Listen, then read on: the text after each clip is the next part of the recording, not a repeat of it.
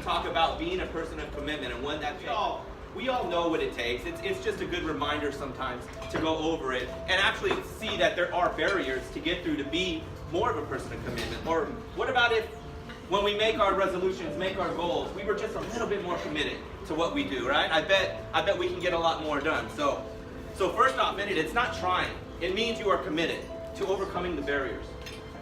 You need to know trying is far from doing. And if we're going to live a successful, fulfilling life, you need to know that committing ourselves is the key. It's a key component. For instance, my wife will ask me, hey, can you go pick up the dry cleaning today, right? And if I were to tell her, I got so much, I'll try. Say to the person next to you, am I likely going to get the dry cleaning?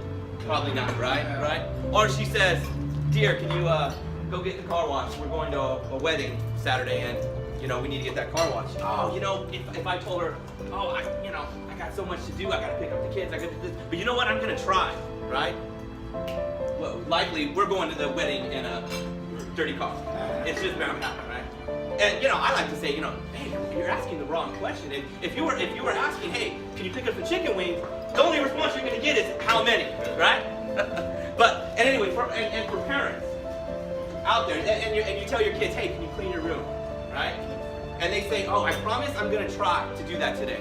You're going to win the lottery before that room gets clean, right? We all know that. So trying means nothing, guys. And if we're going to be people that live with an abundant life, it's going to be because we are people of commitment. And let me tell you, it's hard sometimes. We have a lot of things that some of us commit to, and it's tough, and there are barriers that hold us back from that. But when you push forward, and knowing that you got to go through these barriers, it can help you. So I broke this down into 4 sections. If you have notes, you can go ahead, and I also put it on a presentation up here for you too. So the first thing is that you need to know is if you draw a vertical line and a horizontal line, you put a little circle. On one side you got should I. On the other side you got how will I.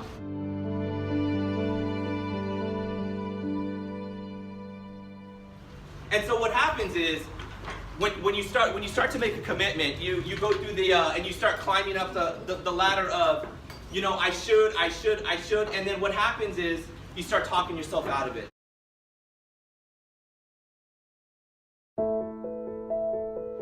Oh, it's just not the right time. Oh, I'm not that good at that. Why should I be doing that? Or this person's going to tell me to stay in this and just do this. And what happens is you just circle around back to should I. And the reason is because at the bottom of should I, it's a place of comfort.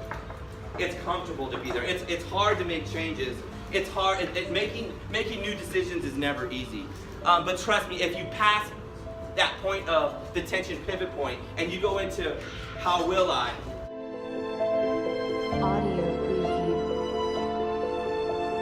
it's gonna be much easier to do that. So first we got the tension pivot point. And second, we have fear of making the wrong decision, and this will stop you. There'll be times that Diana asks me, I'll come home, I'll be having a lot of anxiety, stressing out about this decision. And if you know me, sometimes I get silly and I overstress on some of the littlest decisions. I know that. That's just me. It's my personality. But she'll tell me, she's like, just make the decision. And I'll tell her, look, if the decision was easy, then I would have made it. Easy has left the building. It's just me and the decision, and it's just something I've got to make. And and here's the thing. We've all made wrong decisions. It's bound to happen. Say to the person next to you, I've made some wrong decisions in my life, right? And if you're sitting next to your husband, this is not a particular time to point out a particular one, okay? Matter of fact, I've made so many wrong decisions in my life, but I pick myself up, I learn from it, and continue to grow from it. And let me tell you guys, the growth is way worth the failure that you'll get on it. And here's the key. Fear will stop you from making decisions, but focus less on making the right, perfect path or decision, and focus more on making the decision right, or getting on that path. See, if you focus on just making a decision, just getting on a path, you can tweak it, make adjustments. If something's not working, change it. But as long as you're on that path of making that right decision, keeping on the how will I path, you're going to have much success. So, moving forward, tip 3. negativity bias. This will stop you as well. See, most of the time it's a tan wrong, and I'll get to that quickly. But I want to tell you something a little bit about negativity bias. Think of negativity bias as our minds are wired, and they're Velcro for negative thoughts, and Teflon for positive ones. We're just wired like that. See, one scientist put it like this. He did a study on negativity bias, and he described it. He said if people were walking through a field and they noticed they kept looking at a tan rock, and they started to think, is that a lion? And in their mind immediately began to argue, no, it's not a lion. Yes, it's a lion. Yes, it's a lion. And convince themselves little by little that it was a lion.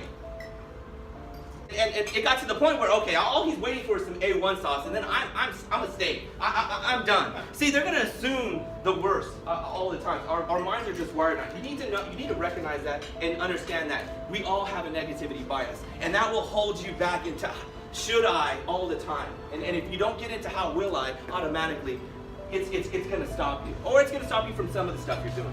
So we've gone over the tension pivot point, the fear of making the wrong decision or no decision. And we have the negativity bias. Fourth, last tip I have for you is tip it commitment. And this will also stop you.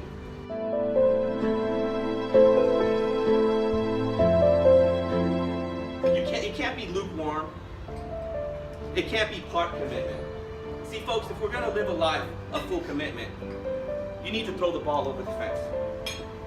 How many of you saw that movie, The Sandlot?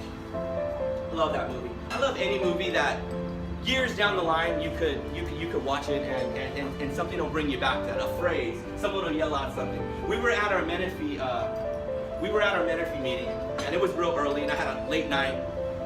I came in there. I was out of it, guys. Matter of fact, I didn't know where I was at until about 9:30. You know what I mean? Until it was done. But when I kept kicking the table, and one of our masterminds, Cindy, she kept telling me, "You're killing me, Smalls." And it just took me back to that movie and made me laugh. Kind of woke me up. I kind of needed that. Well, if you haven't heard about that movie, let me tell you a little bit about it. It's about 4 boys and their love for baseball. And what these boys would do, they would go out and play baseball. And they were from the city. They all come from humble homes. And the problem was every time they'd hit that ball, it'd go over a particular fence. And what the problem was over this fence, there was a big ferocious dog. And this big ferocious dog just convinced them that like the game is over. And normally the game would be over. One day one of the boys said, you know what? The game's not over. I'm gonna go home, I'm gonna grab my dad's ball, and we're gonna finish this game. And then we're gonna take it right back. Right? So, and what this fence represents is the barrier of commitment, of whatever's stopping you, right?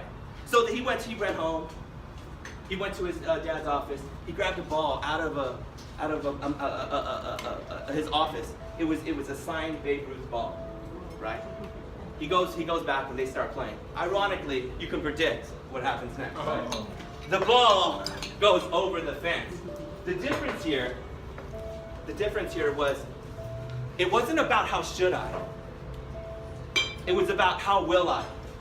There was no tension point. There was no, talking themselves out of it. It was just about them and how will I get over that fence.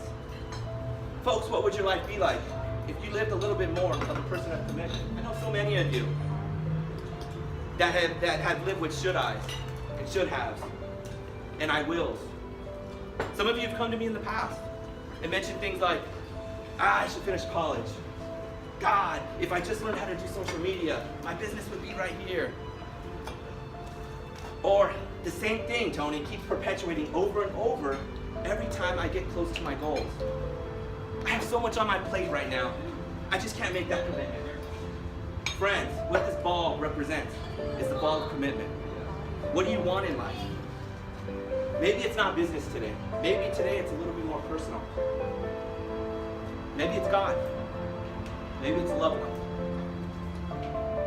Maybe there's someone in your life that you want to get closer to, but something's holding you back. Life is too short. What legacy do you want to leave behind? What do you want to be remembered for? Don't be scared of the lion. Be the lion. And join me and throw that ball over that fence. Thank you, guys.